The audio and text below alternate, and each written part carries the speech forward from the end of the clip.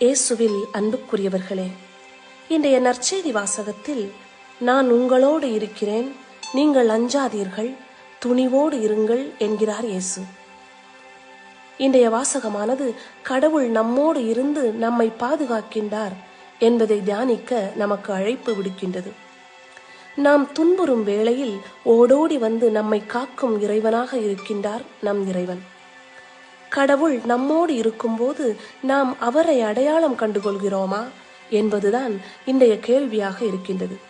ஆம் அன்பார்ந்தவர்களே, நாம் துன்பக் கடலில் அலைக்கழிக்கப்பட்டாலும் துன்புறுத்தப்பட்டாலும் நாம் அவருடன் இருப்பதால் நமக்கு எந்த தீங்கும் அணுகாது.